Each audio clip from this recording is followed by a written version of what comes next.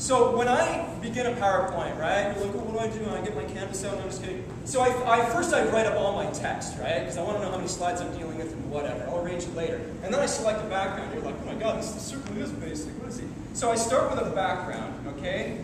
And this is my advice, which you may or may not take. I avoid MS pre-rendered backgrounds like the plague. Or some of you are like, I'm tired of these backgrounds too, Rob. So I Googled PowerPoint backgrounds. That's your second mistake. Don't do that, all right? Because you get the same boring nonsense crap that no one really likes. This is my opinion as someone who would be in your class. I try to think like the student. I'm like, if I was watching this, I'd be bored out of my mind.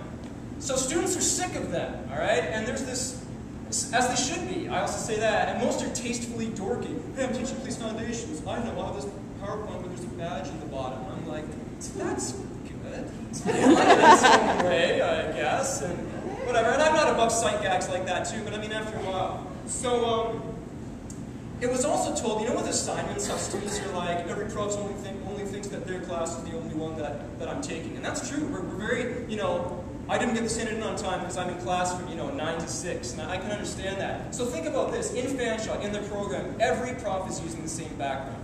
You think you're being incredibly creative, but deep down, potentially, the chances that someone else is using that pre-rendered background is pretty high. So you can pick anything for a background. It's Slide Master. Take your image, put it on Slide Master, set it behind, you're done. That's it. I mean, maybe I should have had a handle like the fancy.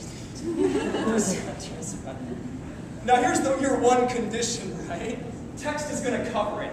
So don't pick something busy or too busy. And I didn't discuss text boxes, but look what I've done here, right? I mean, I would argue this is clear and visible. I have a banner, zombies at the bottom. I kind of did something with a thing at the top. So you can also set transparency, so you can have something in the background. I show you examples anyways, so whatever.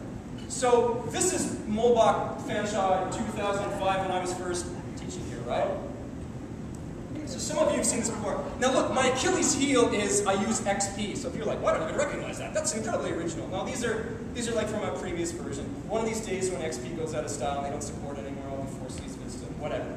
So I say like, that's